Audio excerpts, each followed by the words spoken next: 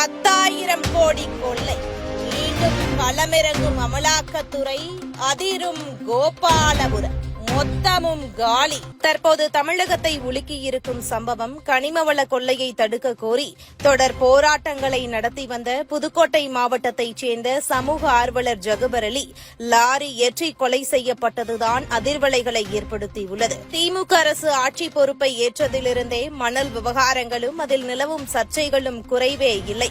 அதிரடி ரெய்டுகள், மாவட்ட ஆட்சியர்களுக்கு சம்மனை எதிர்த்து மேல்முறையீடு, ஆட்சியர்களை விசாரிக்க உச்சநீதிமன்றம் அனுமதி என தொடர் சர்ச்சை புயலுக்குள் சிக்கியிருக்கிறது மண் மற்றும் மணல் விவகாரம். சட்டவிரோத கல் குவாரிகளால் இயற்கை வளங்கள் கொள்ளை போவதாக, ஆறுகளிலிருந்து அநியாயமாக மணல் அள்ளி கடத்தப்படுவதாக மாதத்திற்கு ஒரு போராட்டமாவது தமிழகத்தின் எல்லா மூலைகளிலும் நடந்து கொண்டுதான் இருக்கிறது. கடந்த ஆண்டு பிப்ரவரியில் நடந்த அமலாக்கத்துறை ரெய்டுகள்தான் மணல் கொள்ளை பற்றி தமிழகத்திற்கு வெளிச்சம் போட்டு காட்டியது. மணல் புள்ளிகளின் இடத்தை குறிவைத்து ரெய்டு நடத்திய அமலாக்கத்துறை குவாரிகளில் மணல் அல்ல பயன்படுத்திய 128.34 கோடி ரூபாய் மதிப்பிலான 209 இயந்திரங்களையும் அசையா சொத்துக்களையும் முடக்கியது.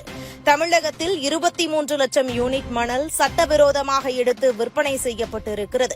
சுமார் 4,730 கோடி ரூபாய் அளவுக்கு மணல் விற்பனை நடைபெற்றிருக்கும் நிலையில் அரசின் கணக்கு புத்தகத்தில் வெறும் 36.45 கோடி ரூபாய்தான் வருவாய் என குறிப்பிடப்பட்டிருக்கிறது என்று அந்த அறிக்கையில் குறிப்பிட்டு பரபரப்பை கிளப்பியது அமலாக்கத்துறை.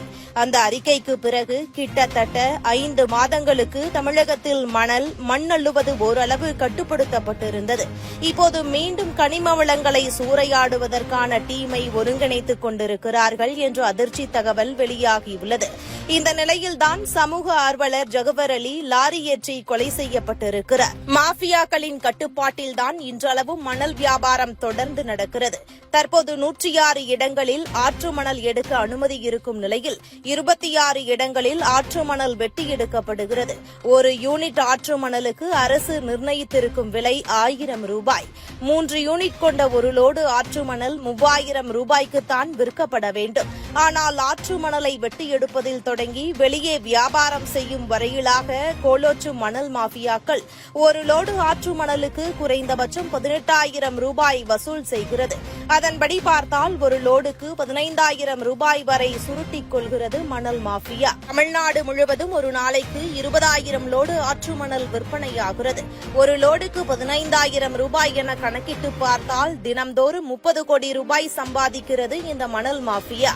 ஆண்டுக்கு 2 மாதங்கள் மழைக்காலம் என கழித்துக் கொண்டாலும் கூட மீதமுள்ள 300 நாட்களுக்கு தொடரும் மணல் விற்பனையால் ஆண்டுக்கு 9,000 கோடி ரூபாயை வாரி சுருட்டுகிறார்கள். அவ்வளவும் இயற்கையை சிதைத்து கொள்ளையடிக்கும் பணம், அரசு கஜானாவுக்கு வராத பணம். அமலாக்கத்துறையின் ரெய்டுக்கு பிறகு எம்சான் மணலுக்கான கிராக்கி இப்போது அதிகமாகியிருக்கிறது. அதன் மார்க்கெட் சுமார் 6,000 கோடி. ஆனால் எம்சாண்ட் உற்பத்தி செயல்முறைகளுக்கு இன்னும் சட்ட விதிமுறைகளே இங்கு உருவாக்கப்படவில்லை. இதனால் சட்டவிரோத குவாரிகள் தான் அதிகரித்து வருகின்றன. அதற்குள்ளும் ஒரு மாஃபியா கும்பல் உருவெடுத்து வருகிறது. பொதுமக்கள் மணல் வாங்க நீர்வளத்துறை ஒரு இணையதளத்தை பெயருக்கு வைத்திருக்கிறது. திட்டமிட்டே முடக்கப்பட்டிருக்கிறது. இது எதையுமே கண்டுகொள்ளாமல் கண்மூடி இருக்கிறது தமிழக அரசு. ஆண்டுக்கு 10,000 கோடி என்பது தோராய கணக்குதான். இதில் யார் யாருக்கு பங்கு என அமலாக்கத்துறை ரகசிய விசாரணையில் கண்டுபிடித்ததாக தகவல்கள் வெளியாகியுள்ளது. இதனால் கோபாலபுரம் அதிர்ந்து போயிருக்கிறதா? இதுபோன்ற முக்கிய நிகழ்வுகள், அரசியல் தகவல்களை ஆழமாக மாறுபட்ட கோணத்திலும் அறிந்து கொள்ள மறக்காமல் உங்கள் TNS24 டிஜிட்டல் பக்கத்தை பின்பற்றிக் கொள்ளவும்.